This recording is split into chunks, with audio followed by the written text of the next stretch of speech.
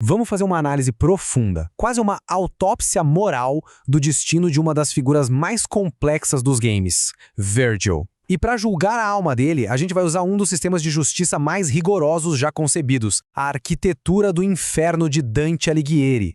Então, vamos direto ao ponto. A pergunta que não quer calar é a seguinte: depois de tudo que ele fez, para onde a alma do Virgil iria? Não é uma pergunta fácil. E para a gente poder responder, primeiro a gente precisa entender as leis que governam esse lugar. No universo de Dante, a jornada para o fundo do poço começa com os pecados da paixão, da incontinência. Sabe, são aqueles crimes onde o desejo, a vontade simplesmente atropela a razão. Pensa na luxúria, na gula, na raiva, momentos em que a pessoa perde o controle de si mesmo. Descendo um pouco mais, a gente encontra os pecados da violência. Aqui a coisa muda, porque a intenção já é consciente. São atos maliciosos, calculados para machucar os outros, a si mesmo ou até para desafiar a ordem divina. A razão não se perdeu aqui. Ela está trabalhando para a brutalidade. Mas na visão de Dante, os piores pecados, os mais graves de todos, são os que nascem do intelecto frio, a fraude, a traição. Usar a razão, que seria o maior presente de Deus para a humanidade, só para enganar, para quebrar laços de confiança, isso é a maior perversão de todas. E aqui está um ponto-chave nesse sistema todo. O destino final de uma alma não é uma média de tudo o que ela fez de errado. Não. Ela é julgada e punida pelo seu crime mais grave. É o pecado dominante que vai definir a eternidade. Com essa regra na cabeça, vamos dar uma olhada no caso do Virgil. A acusação contra ele começa pelo crime mais óbvio, mais visível e devastador. A violência contra inocentes numa escala absurda. Os fatos são inegáveis. Para conseguir o poder do pai, Esparda, Virgil simplesmente ergueu a torre Temenigru no meio de uma cidade, sacrificando todo mundo ali sem nem piscar. Ele mostrou uma indiferença total, absoluta, pelas vidas que foram perdidas.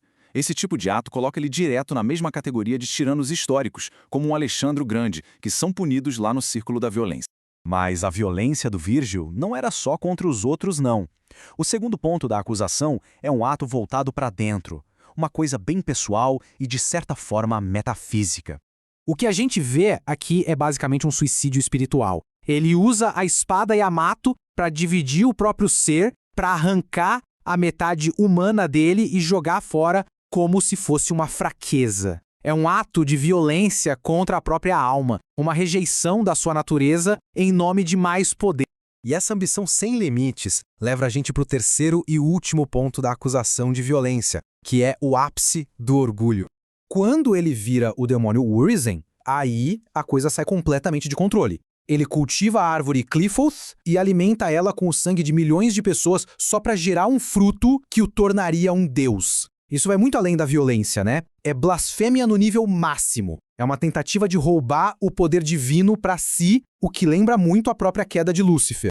Então, o caso para colocar ele no círculo da violência parece bem sólido. Genocídio, automutilação da alma, blasfêmia.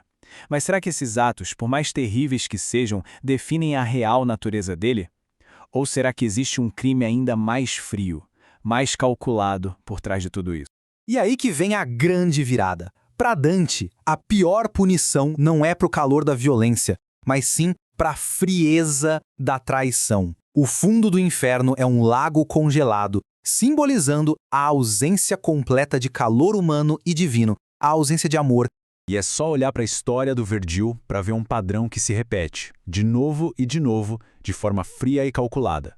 Várias vezes ele tenta matar a única pessoa com quem ele tem o laço mais sagrado de todos, seu próprio irmão gêmeo, Dante. E não é num acesso de raiva, é um meio para atingir um fim, é calculado.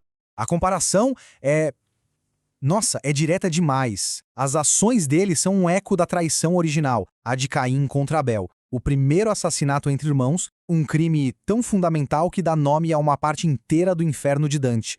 É exatamente essa traição ao próprio sangue, a quebra deliberada do laço mais sagrado de todos, que o condena ao lugar mais fundo e terrível que existe.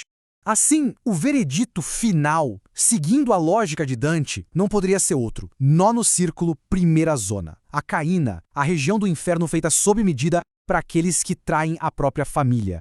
E no inferno de Dante, a punição nunca é aleatória. Existe uma uma justiça poética, sabe? O castigo é um reflexo perfeito e irônico do pecado que a pessoa cometeu, só que sem nenhuma da glória que ela buscava em vida. Vamos visualizar o destino eterno dele. Aquele que queria poder absoluto se torna completamente impotente, congelado no lugar. O mestre do movimento, o espadachim mais veloz, fica ali, eternamente imóvel. E o guerreiro todo orgulhoso é travado numa posição de vergonha, forçado a baixar a cabeça para sempre. E a ironia final é simplesmente brutal. A mesma frieza emocional que permitiu que ele traísse o irmão, aquela frieza que ele via como uma força, vira matéria da sua própria prisão. O gelo que o cerca é só a manifestação da alma dele. E isso tudo deixa a gente com uma pergunta bem pesada no final, né?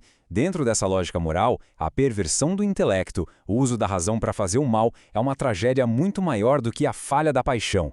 A história do Virgil não é só sobre a derrota dele, mas sobre a corrupção do seu maior dom.